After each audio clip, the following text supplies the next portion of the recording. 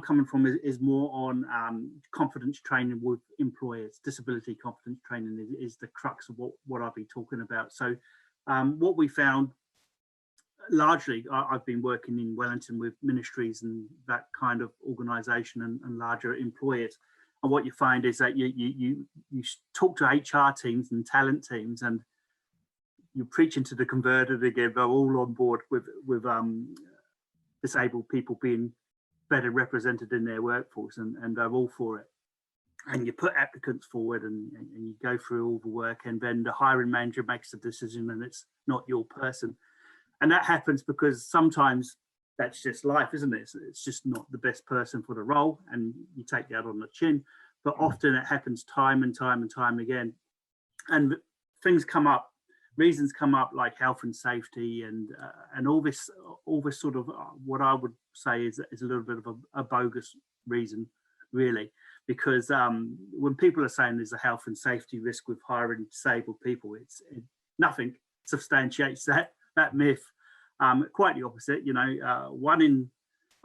A disabled person, this is an MSD quote, a disabled person has 1 in 6 accidents in the workplace as a non-disabled person. So we're actually a lot safer. But the question is, if I'm a hiring manager, why do I fall into these questions about health and safety when they're not really an issue? And I think it largely comes down to confidence. As a manager, as a hiring manager, am I confident to support this person, this disabled person in this role? Is it going to stretch me as a manager and my expertise? Is the question just too big? So shall I just move on to the next person that's easier to work with, perceived easier to work with? And that's the sort of thing that we're looking at changing, really, is that we want to build confidence within organisations and businesses to say that actually employing and retaining disabled people in your workforce is the smart move to do, and to actually shy away from these issues is probably the worst approach you can take. So this is why we've developed a new program called Just Say Yes. It's America, and what we really are trying to do is think about how an organisation can grow in this area of employing and retaining disabled people. And that's an interesting fact, is the retention is just as important as the recruitment, especially in this day and age. You want to keep hold of your staff. And when we're talking about disabilities in this thing, we're talking wider than the MSD contracts that we have. We're talking disabilities in a very broad sense. So what constitutes a disability for one person is not the same as another person. So a lot of people with neurodivergency, for instance, wouldn't necessarily identify as being a disabled person. Others will. Likewise, in the mental health realm, some people would identify, if you have bipolar, as a disabled person, but a lot of people won't. And so what we're trying to tap into is a pool of people that are already in the workforce that from time to time will need some sort of support, but are too scared or too weary about talking about this sort of stuff to their employers because of what might be a reaction from an employer, or a glass ceiling comes down on your career if you start talking about mental health, that sort of thing. So we want to actually build an arena, really, where employers and employees are happy to talk about their support needs. So we're going to do that through various methods, really. One is in providing training. One is to provide a contact line and advice lines. Initially, what we're going to end up doing is training hiring managers and line managers and building confidence with that group of people. There will be some practical training that people can attend and we can send out to people and deliver. And coupled with that, there's an advice line, so that you go away for a 4-hour course. It doesn't mean that you're going to be suddenly an expert in all disability topics that come your way in the workforce. So there's going to be there's already an advice line, so that managers can actually ring up this advice line and get on the spot advice about, I've got Henry who's in this situation, how can I best support them?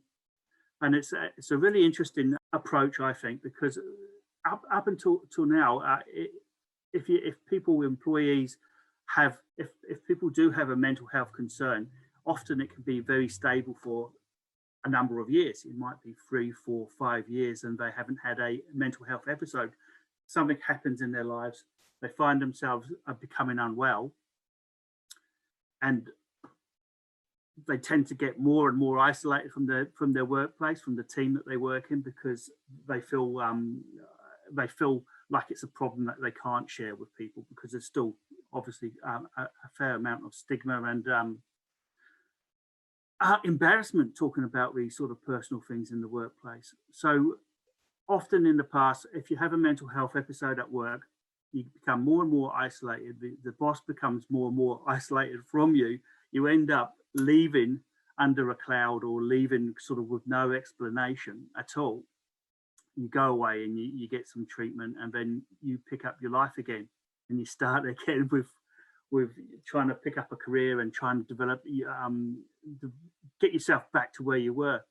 And what we're saying is, actually, if we just stop when you need that support, if you have someone who can actually come in and talk with you and talk to the employer and be that person who negotiates that support needs and all that sort of stuff, you'll probably find that the huge majority of employers will be very supportive. So you don't actually have to disappear into the ethos and feel embarrassed and about your situation. That people are actually a lot more accommodating than you would imagine, and it's something that you can work through as a team. So that's kind of what we're wanting to get to, is where issues and problems aren't sort of swept under the carpet, or just not acknowledged until a staff member disappears. So we have a consultation sort of avenue as well. So what we want to also look at is the recruitment of disabled people. Is sometimes the recruitment process doesn't fit disabled people very well, and so they can be marginalised before even getting their foot in the door to have an interview. So neurodivergency is a sort of stereotypical sort of example of this, is that people who are neurodiverse often, not all, but often like data and they like to crunch numbers, and they like to be very systematic, but they don't necessarily have the best interview skills. So if you have an employer that puts a whole lot of emphasis on the interview, sometimes that can be a disadvantage to people who are neurodivergent and how they relate. And it's an interesting one, because there's that assumption that if you're neurodivergent, you don't necessarily possess great people skills and working within teams and all that. But it's quite the opposite in my experience. Is actually when people are neurodivergent and they're in teams, people get used to how that person communicates, and they actually become quite a valued member of the team really fast. So it's interesting. So the advice line supports the training, and we're just trying to increase the confidence of an organisation overall, really. The training sort of targets some interesting questions about language and disability types, because people react and employers react very much dependent on their own experiences. So not all disability types are equal. So if you go to let's pick on let's talk about the police, for example. If you have a mental health background, being employed by the New Zealand Police is probably going to be quite tricky for you, because there's a reaction to mental health within that organisation, and it's not seen necessarily as something that's compatible. But the police have 12,000 employees. So you can guarantee pretty much that 2,000 of those current employees probably have some form of mental health background or issues, concerns. So although they won't necessarily hire someone who has a mental health condition, they absolutely do, but they don't talk about it. So it's an interesting sort of situation where there's a group of people that are in a position in work where they can't talk about it openly and can't talk about their support needs openly. And that's what we're trying to break down. So we've been working fairly closely with the police, funny enough, but also with Whakarongarau. And they're an organisation that do a lot of online support around COVID, so vaccination booking in, and also supporting people that are isolating, you know, with phone calls and that kind of stuff. And they wanted to have a group of their call centre staff that are more disability focused. So it wouldn't be all that they would do, but they wanted to make sure that if you're ringing a cross section of the community, including people with disabilities or disabled people, then they should have the staff available to who have some sort of understanding of that situation. So we've been working with Whakarongarau, and their first thing that they wanted to do was pull together applicants, internal applicants for these kind of disability roles. So we did a screening service for them, and it was really interesting because there was 50 odd people that we screened for disability awareness. So it was only 3 or 4 questions we asked in general about their disability background and experience, really.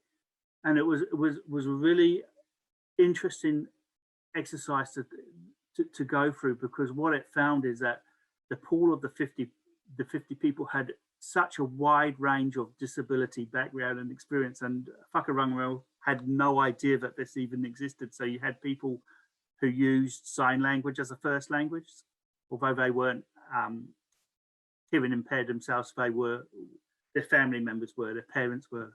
So they had all of these skills that they didn't have a clue about. So we were able to identify people's disability awareness, and then they grew that team so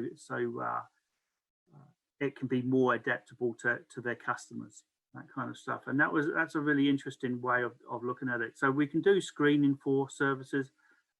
They went on from there to actually employing another 10 people from Workbridge who from the disability world, really. So they're going to build on that team over time, and they're going to develop it. And it's not something that's going to only work with disabled people, but it is a team that's really got a huge amount of skills built into it. And we've done some training with the NZ Police as well. So they're very interested in being a bit more open about disability types, and there's probably going to be some areas where there's a line drawn, you know. So it's probably not going to happen in the near future that if you've got paranoid schizophrenia that you're going to be a sworn police officer. But it's that beginning of that conversation to actually start to talk about their workforce and how to support it. They're very interested in working with people who are neurodivergent, the police, as well as some intelligence organisations as well, because traditionally, if you want someone to look at intelligence and a lot of data, they're sworn police officers that have gone through the ranks and end up as a detective, and that they're not necessarily the best people to go through a whole lot of data. Funny enough, because they tend to enjoy to be out and about and doing things. So they're more and more interested in working with people who are neurodivergent, who love this kind of work, who sort of lap it up. So there's some progress that's been made quite quickly, and it is an ongoing service that, yeah, it's quite new, but it's developing quite quickly as well.